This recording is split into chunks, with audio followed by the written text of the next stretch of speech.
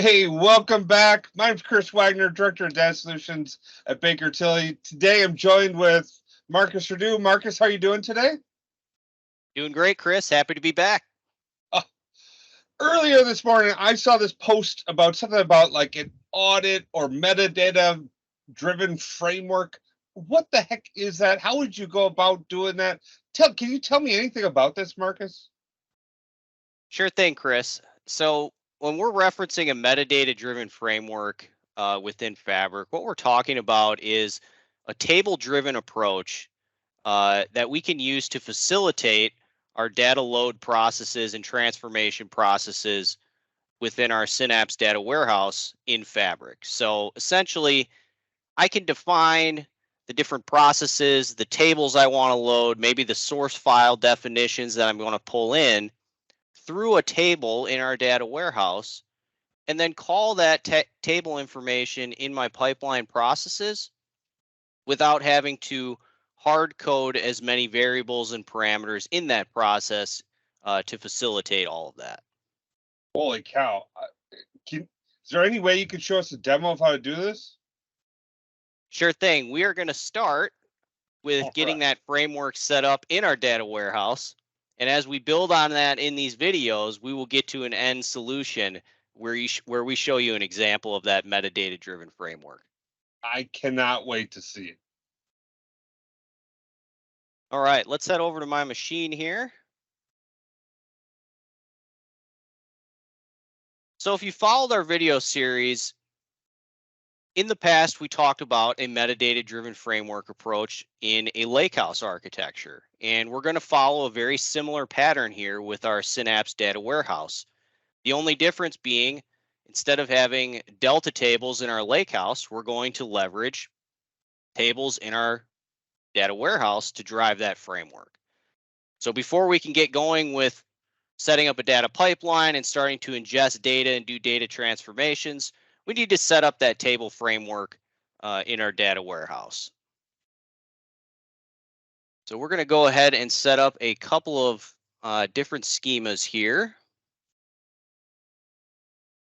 So in the last video, we showed you how to create a schema. And we showed you how to save that script off. Well, I'm going to take that and I'm going to add two additional schemas here. One for audit, so that we can capture our data pipeline audit information for our pipeline runs, and a second schema for metadata.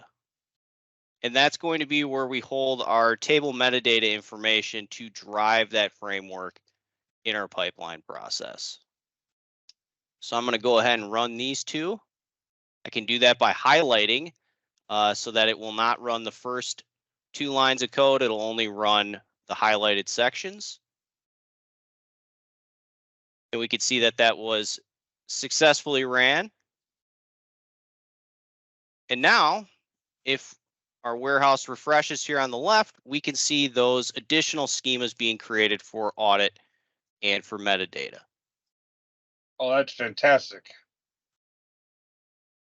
The next thing we're going to do is we're going to create two tables, one in the metadata schema and one in the audit schema, to capture that metadata information and then also our pipeline audit information. So this first script here is for our metadata load table. You can see the columns here that we have defined and the metadata that we will eventually populate that table with to drive our process.